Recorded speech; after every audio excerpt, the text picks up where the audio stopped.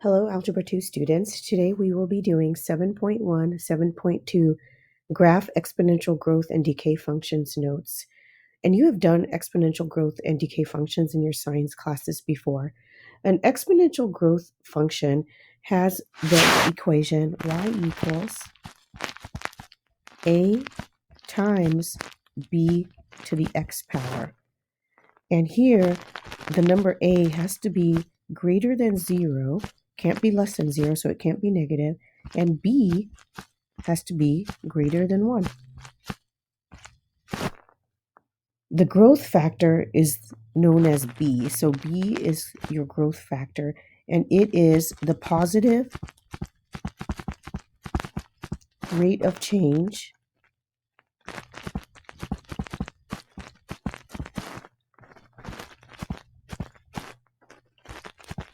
over an interval.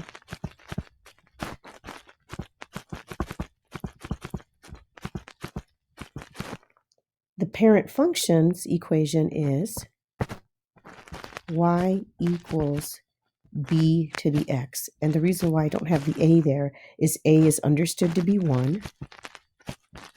It's still there. It's just 1 times b to the x.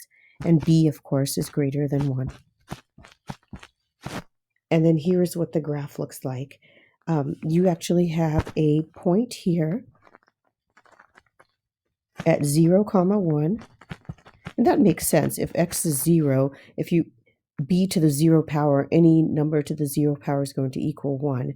So then y would be equal to 1. So this is the parent function, y equals b to the x. And here's what the graph looks like. So it gets closer and closer to this x-axis, but never touches it. Here it goes out. It's not linear, so that's what the curve looks like. So it gets closer and closer to the x-axis. I'm going to indicate that with a squiggly line. We want to draw in these kind of things so it doesn't go over.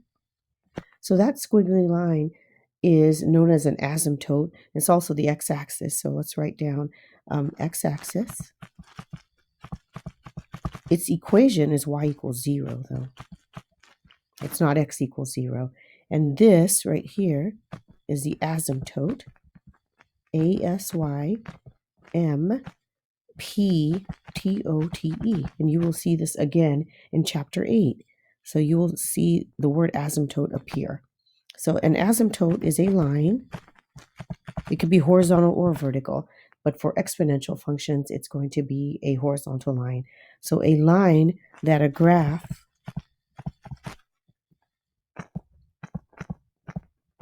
approaches but never crosses.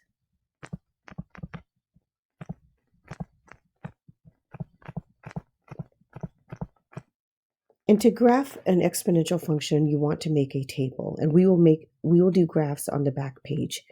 Once we have that graph, like once I've drawn that graph, so there's y equals b to the x, we can identify the domain and the range and the asymptote. So the domain is going to be any real numbers for exponential function, for the parent function anyway, because x and y could be anything. And the range is going to be y is bigger than 0. So, and honestly, the domain for all exponential growth and decay functions is always going to be all real numbers. The range, notice the graph is above the x-axis. It never dips below. So y has to be bigger than 0 because the graph's not going to be below the x-axis. So it's above the x-axis. If it was below the x-axis, it'd be y is less than 0. And the asymptote is the x-axis, which has an equation y equals 0. And that's all you need for the exponential growth function.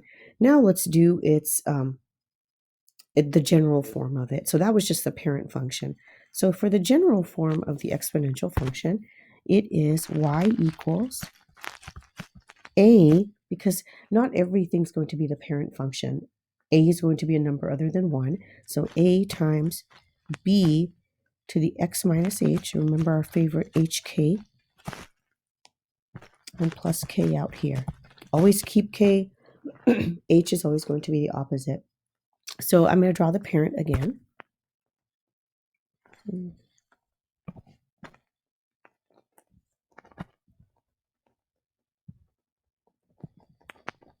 So that's the parent function.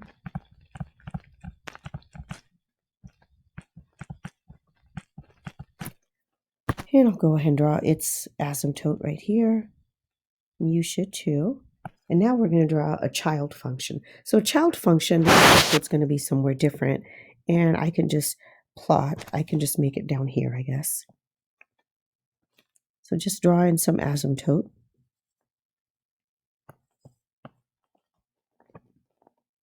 And then that point 0, 1 that's in the parent is just going to move right or left and then up or down.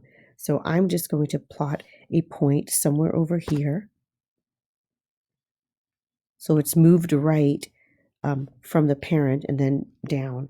And then I'm going to connect that dot and make sure that graph doesn't go below this black squiggly line. There we go, and that's the child function. And, I do need to write something over here. A still has to be bigger than 0, and B still has to be bigger than 1 in order for it to be an exponential growth. Okay, the domain is all real numbers.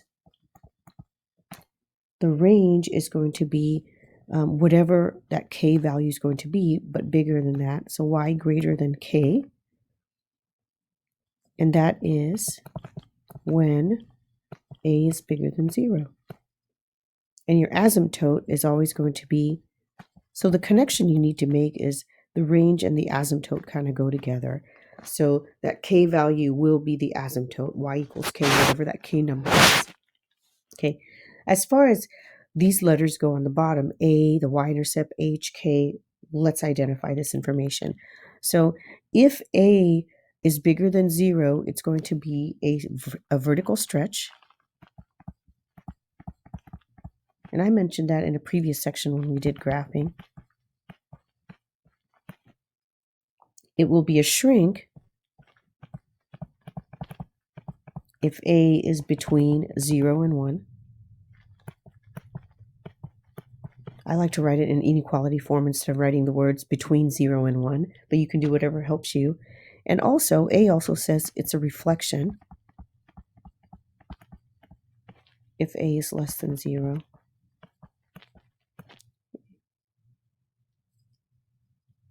The Y-intercept, to get the Y-intercept, you plug in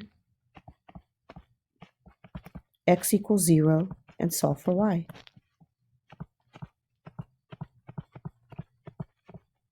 And that gives us a point to plot. H, remember that's right or left movement, horizontal movement. So H is for horizontal. And it's opposite in its equation.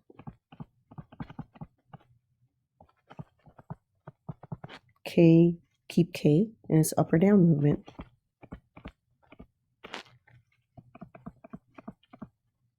These are just hints to help you remember which is which. And that's the exponential growth function. Now let's do the exponential decay and see how similar or different it is from exponential growth. Right. And so an exponential decay function has the equation y equals a times b to the x. Same equation, which is kind of weird. However, a is greater than 0, and this time b is between 0 and 1. So b will be a fraction less than 1. So that's what makes it different than an exponential growth. But the equation's still the same, so you got to look at the b value. B here is called a decay factor. Since it's between 0 and 1, it's a negative, but it's not a negative sign. So it's a negative rate of change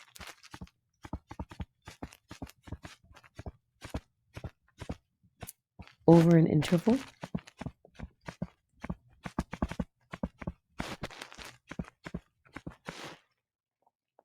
our parent function is y equals b to the x, where a is equal to 1 and b is between 0 and 1. And so we are going to graph that parent function below here. Just kind of take a look at the exponential growth and the exponential decay when we're done graphing it. Still has the same ordered pair, 0, 1. It has the same squiggly y equals 0 asymptote. So this is your x-axis, whose equation is y equals 0. So we can put our asymptote right down here. Okay. And now this is what the graph looks like. Okay, so it gets closer and closer this way to the x-axis. It's not a very good graph, but it'll do. There we go. This isn't supposed to angle, so it's supposed to, the arrow's not supposed to go up. It's supposed to go point that way. So there we go. So that is the graph. So it's still above the y-axis. So the range is still y is greater than 0 because it's above, I don't know if I said y-axis, it's above the x-axis. And the domain is all real numbers. X can be positive or negative because you can see it's taken up the whole first and second quadrant. All right, and now we will do its general form. So the general form for this equation is y equals a times b to the x minus h plus k. And then I am going to just tell you basically that it's going to be the exact same thing. So there's really no point to rewrite it. So same as, you could just say same as the left side because it's not different at all. So I'm not going to waste our time rewriting that, but same as all of this stuff. Right? But I will do the graph. So let's go ahead and just sketch the parent and child function so we have all the information. So the parent function, I'm going to graph it first. So we have 0, 1 here. This time maybe I'll do a better job. Here we go. Make it in 2 pieces. It looks better at least. So that's your parent function. Y equals b to the x. And now the child function will look something like this. So we're going to move that dot, the 0, 1, right or left. This time I'll move it left. So I'll go left and up. So I am going to draw my new asymptote somewhere over here. And let's put the new point right here. So this is what my graph's going to look like. So it's going to get closer this way to this black line without going over. And this way it's just going to boom, get large. So that is your child function. All right, and everything else is the same. So now let's actually practice graphing actual equations that are exponential growth and exponential decay. And we weren't going to do all of these. I think we'll do a few, maybe like 3, maybe half of these, because you get to do some on your homework as well. But let's do the first one. The first one's nice and simple. It's y equals 2 to the x power. So we are going to make a table. First thing we're going to do is identify if it's growth or decay. And remember, you look at the b value. So this equation is y equals 1 times 2 to the x. So you look at the 2. If it's bigger than 1, then it is a growth. If it's between 0 and 1, it's a decay. So this is going to be a growth. Okay, because b is greater than 1. And now let's identify some important things without even making a table. So b is 2, a is 1, a is the number right after the equal sign. I'm sorry, a is the number that does not have the exponent. So that makes it the easy way to remember. And b is the one that has the exponent.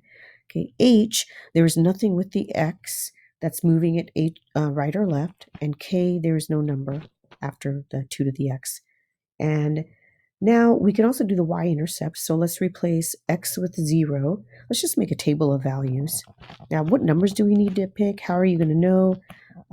I would always try and put 0 somewhere either in the middle of the table or just anywhere. And these don't have to be in order. So here is 0. So let's find the y-intercept. So replace x with 0 in your equation right here. So 2 to the 0 power is 1. So 0, 1 is your y-intercept. Let's plot that point. But we need other points too to see what this curve looks like. So let's go ahead and plug in each of the numbers in our table into our equation. 2 to the first power is 2. 2 to the second power is 4. 2 to the third power is 8. And then let's go over here to the negative one numbers. What is 2 to the negative first power? Well, if you remember from properties of exponents, that's the same thing as 1 in the numerator, and stick that base in the denominator with an exponent of 1. So it's 1/2. And then 2 to the negative second power is 1 over 2 to the second power. So that's 1/4. And now we have enough points to plot. So we have 1, 2, 2, 4, 3, 8, 6, 7, 8. And now you can kind of see how it's getting bigger and bigger. And then let's do negatives. So -1, 1/2, and -1 or -2, 1/4. It's getting closer and closer to the asymptote. It's not going to go over. So you don't ever want to go over that the x-axis for this particular one. And so my note to you is definitely draw in your asymptote ahead of time. And I didn't, so I should have. How did I know it was y = 0? Because it's whatever that number is. So your asymptote is y = 0. I'll put an arrow here so you know the arrow matches with that. The domain is all real numbers. And the range, I'll put another arrow because it all goes back to k. Y is greater than 0. So once you know k, you can do the asymptote and the range. And that is the graph for y = 2 to the x, an exponential growth. Let's do another growth function. So we're going to do number 3. So let's look at b. b is a 4, so it is a growth.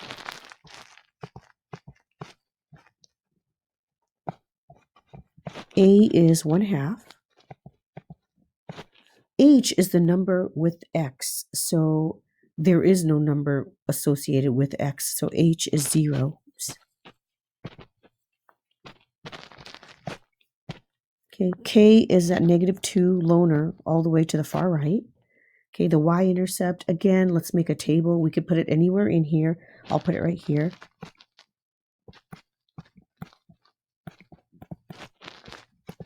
So the y-intercept is going to be 0, something. So let's replace 0 into our equation. So here, if x is 0, 4 to the 0 power is 1. 1 times 1/2 is 1/2. 1/2 minus 2 is -1.5. And I'll write these as decimals. Okay, so -1.5. So I'm going to plot it. So go to 0, down, 1. But we won't plot anything else. Let's do the rest of this stuff. Okay, let's put an arrow here because K tells us a lot. That tells you, and the graph is going to be above that line. So it's going to be y. It's always going to be y greater than whatever that K value is. So it's going to be y greater than -2. Or I'm sorry, y equal. My bad. The range would be greater than. And so we need to draw that. Go to -2, find it. So here is, I'm going to change that to red so my lines match up. So here's my y = -2 line, because that's our asymptote. And now your graph is going to be above that line. And the domain is going to be all real numbers. Okay, so now let's go ahead and finish making our table. So let's replace x with 1. 4 to the first power is 4. 1/2 times 4 is 2. 2 minus 2 is 0. Okay, let's replace x equals 2 in our table, or right up here. So if x is 2, 4 to the second power is 16.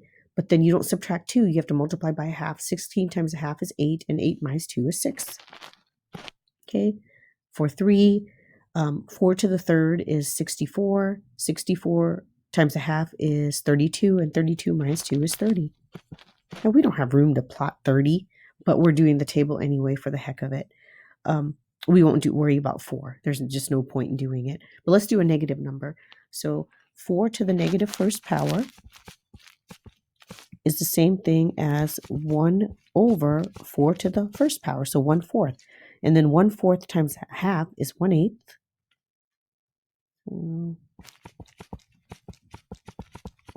And then subtract 2. So you have 1/8 minus 2. And I just changed it over to a decimal, so I was negative 1.875 for graphing purposes.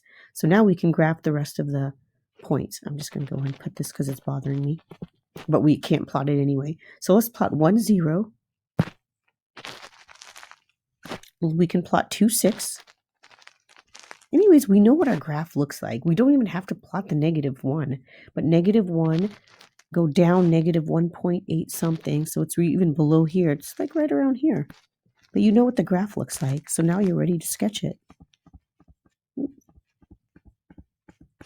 I should have made my asymptote a different color. That's okay. You guys are just going to have a pencil, so just make sure you shade it in pretty decently. There we go. And that is another exponential growth. It's our 2 that I want to do. And now let's do exponential decay. So let's do problem number 2. So how did I know it was a decay? How did I know? So if you look at the equation, this is y equals 1 times 0.5 is 1/2.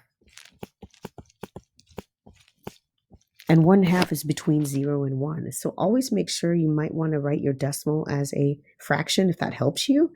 But if it doesn't, then don't. So it's going to be a decay because b is between 0 and 1. b is 1/2. a is 1. h is 0. k is 0. The y-intercept, if you replace x with 0, again, let's make a table. Always pick positive and negative numbers in your table when you're doing growth and decay.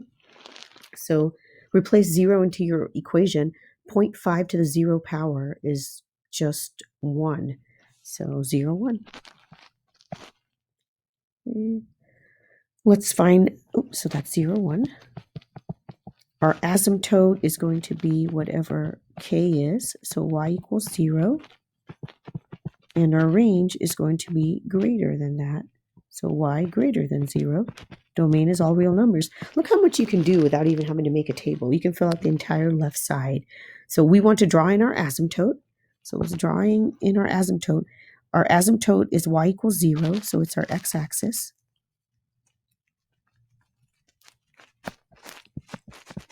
Now we can plot our points. Well, let's finish making our table.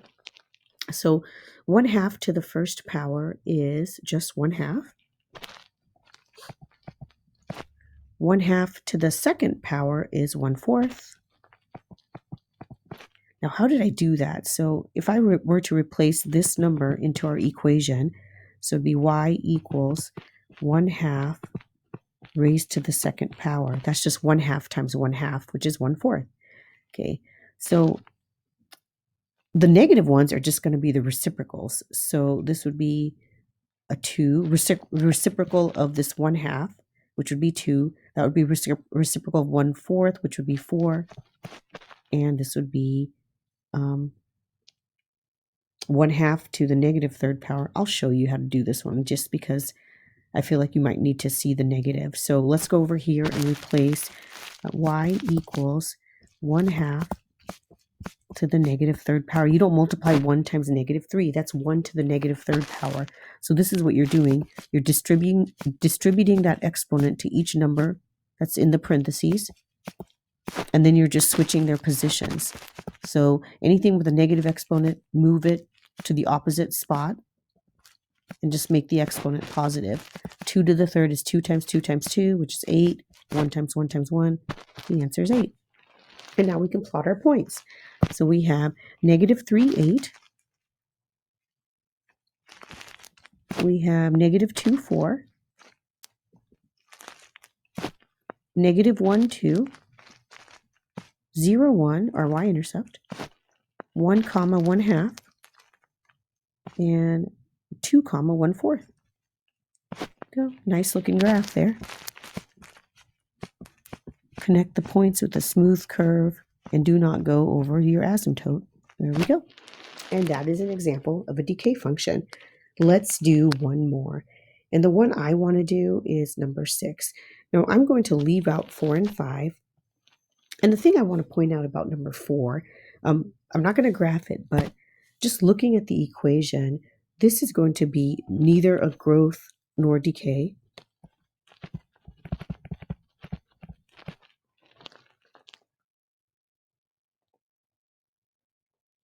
Okay, so let's take a look at that for a second.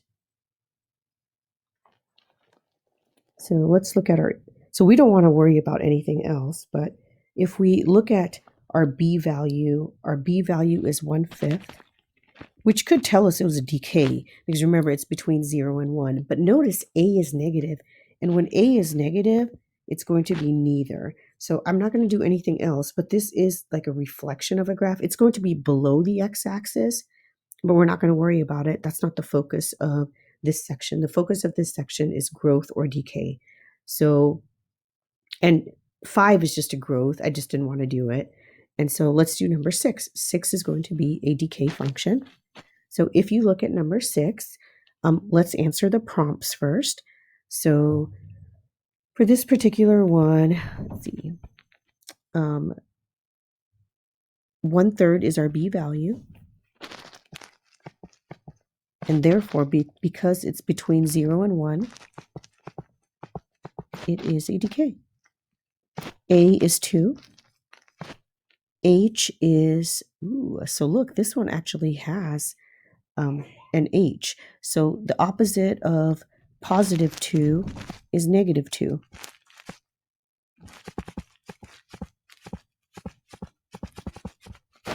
Okay. K, there's no number out here other than plus 0, so K is 0.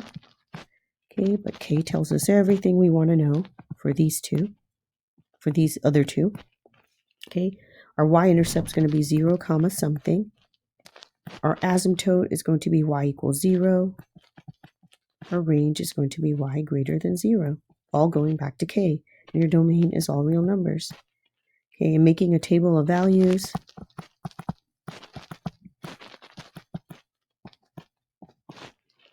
Okay, let's start with our y-intercept first.